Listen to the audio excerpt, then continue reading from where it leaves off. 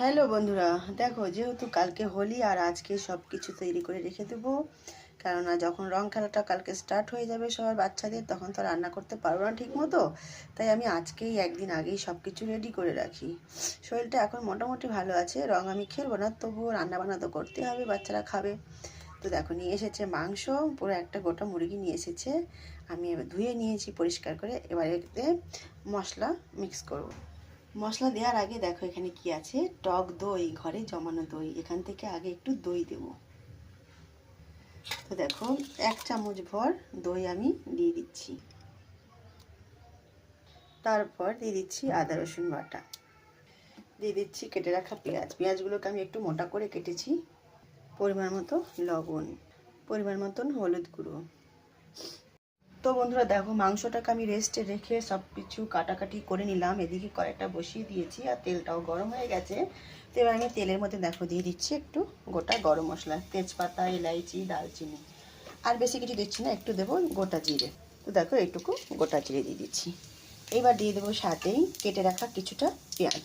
মাখাতে আমি অবশ্যই কিছুটা পেঁয়াজ ব্যবহার করেছি, কিন্তু এখানেও কিছুটা পেঁয়াজ দেবো। আর এই মাংসটা আমি একই মাখাতে দুটো জিনিস বানাবো, একটা তো একটু কষা কষা তরকারি বানাবো, আর একটা বানাবো পোলাও।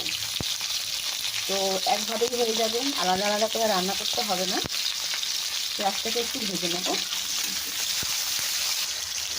পোলাওটা আমার এই জন্য বানানো, আমার ছেলে মেয়ে আর আমার হাজব্যান্ড ভীষণ পছন্দ করে। বিরিয়ানি অতটা পছন্দ করে না, তাই আমি বিরিয়ানিটা কম বানাই, পোলাওটা একটু বেশি বানাই। তো আজকে আমি পোলাও বানাবো। অ্যাকচুয়ালি আনা হয়েছে আজকে বিরিয়ানি চাল, কিন্তু আমি বানাবো পোলাও। দেখো বন্ধুরা পেঁয়াজটা কিন্তু বেশ ভালোভাবে ভাজা হয়ে গেছে, এর থেকে বেশি আর ভাজবো না। এখানে দেখো মেখে রাখা মাংসটা, এই মাংসটা এবার দিয়ে দেবো। যেহেতু এখানে আমার ক্যামেরা ধরার মতো কেউ নেই, আমাকে একা হাতেই করতে হয়, তো আমি এক হাতে ফোন ধরে রেখেছি আর এক হাতে আমি মাংসগুলো দিচ্ছি। যদি কেউ থাকতো তাহলে কী হতো, আমি দু হাতে গামলাটা ধরে একবারে ঢেলে দিতে পারতাম কড়াইতে। বুঝতেই পারছো, ভিডিওটা সবাই পুরো দেখবে, কেউ স্কিপ করে যাবে না।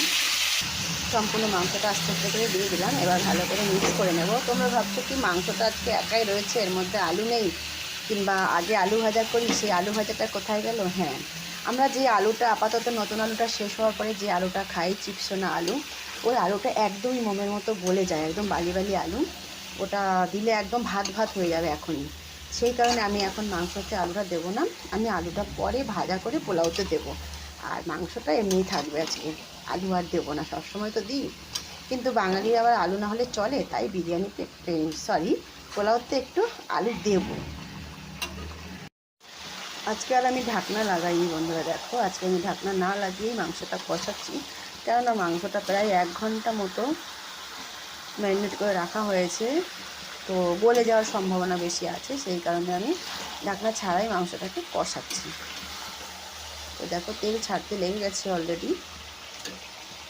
এবার দেখো বন্ধুরা ধোয়া ওঠানো মাংসটা কিন্তু বেশ ভালোভাবে কষানো হয়ে গেছে। পেঁয়াজগুলো দেখতেই পাচ্ছ একদমই গলে গেছে, দেখো ওফ যা লাগছে না। এবার আমি এখান থেকে কিছুটা মাংস আগে বের করে নেব।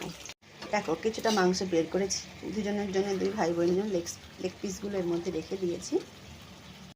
এদিকে কিন্তু আমি আলুটা ভাজা বসিয়ে দিয়েছি, আলুতে দিয়ে দিয়েছি লবণ। এরকম এদিকে আলুটা ভাজা হোক, ওদিকে আমি ভাতটা মিক্স করে নিই। এই যে বন্ধুরা দেখো ভাতটা আমি রান্না করে ঠান্ডা করে নিয়েছিলাম। দেখো এটা বিরিয়ানির চাল, আমি কুকারে রান্না করেছি তাড়াতাড়ির জন্য। আর আমি এই পোলাওতে কিন্তু দেরাদুন রাইসটা, যেটা শোলা রাইস হয়, সেটা রান্না করি। আজকে আমি এটা দিয়েই রান্না করছি, যেটা নিয়ে এসেছে সেটা দিয়েই করছি। তো এবারে ভালো করে মিক্স করে নিই। কী বন্ধুরা দেখো তো হয়েছে কি না, এদিকে একবার আলুটা দেখে নিই। আলুটাকে এবার একটু হলুদ দিয়ে দিই কালারের জন্য, আর একটু ভেজে নিই। আজকে আমি পেঁয়াজের বেরেস্তাটা দিলাম না, কেননা দিলে বাচ্চারা আমার একদমই খেতে দেয় না, বেছে বেছে সব ফেলে দেয়। সেই কারণে আমি আর আজকে বেশি খাটনি করলাম না, পেঁয়াজের বেরেস্তাটা ছেড়েই দিলাম। এতে চাইলে তোমরা কাজুটাকেও ভাজা করে দিতে পারো, ইচ্ছে কিশমিশও দেওয়া যায়, কিন্তু আমি আজকে ড্রাই ফ্রুটও দিলাম না আর পেঁয়াজের বেরেস্তাটাও দিলাম না, একদমই সিম্পলভাবে রান্না করছি। দেখো বন্ধুরা মাত্র 4-5 মিনিটেই আলুটা কিন্তু একেবারে গলে মোমের মতো ভাজা হয়ে গেছে, দেখতে পাচ্ছ। এই ভাজাটা তুলেই আমি পোলাওতে দিয়ে দেবো। বলে না বাঙালিদের আলু না হলে কি চলে, তো আলু তো দিতেই হবে, সেই কারণে আমি পরে দিলাম। আগে যদি দিতাম পুরো আলুটা একবারে গলে ভাতের সাথে মিশে যেত, সেই জন্য আলাদা ভাজা করে দিচ্ছি। দেখো আলুটা ভাতে পড়ার পরে পোলাওটার লুকটাই চেঞ্জ হয়ে গেল। তো তোমাদের আমার এই পোলাও রেসিপিটা কেমন লেগেছে অবশ্যই কমেন্ট বক্সে জানাবে, কমেন্ট করে, আর পারলে বাড়িতে বানিয়ে একবার খেয়ে তারপরে জানাবে। অবশ্যই স্কিপ করবে না, স্কিপ না করে ভিডিওটা পুরো দেখার চেষ্টা করবে। আর আমার ইউটিউব চ্যানেল লিঙ্কটা ফেসবুকের প্রোফাইলের নিচেই দেওয়া আছে, তো পারলে একটু ইউটিউব চ্যানেলটাকে সাবস্ক্রাইব করে বেল আইকন ক্লিক করে দেবে বন্ধুরা সবাই। আর যেভাবে ভালোবাসা দিয়ে পাশে আছো এভাবেই পাশে থাকবে আশা করি। আমিও সবার পাশে থাকার চেষ্টা করছি। সবাইকে অনেক অনেক ভালোবাসা রইল। সবার হোলি যেন খুব ভালো কাটে। আজকে আমার এই পর্যন্তই রান্নার ডিশটা শেষ, আর বাকিটা কিন্তু আমি কালকে করব। তো কালকে যেটা হবে সেটা তোমাদের সাথে অবশ্যই আমি শেয়ার করব। কালকে হবে সব ভাজা পোড়া পাকোড়া এইসব জিনিস, তো তখন আর এগুলো রান্না করার আমার সময় থাকবে না, তাই জন্য আমি আজকেই রান্না করে রেখে দিলাম। এবার আর ওটাকেও ভালো করে মিক্স করে দিই।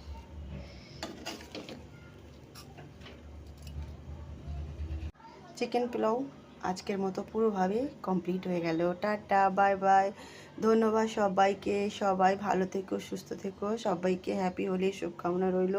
সবার হোলি ভালো কাটুক।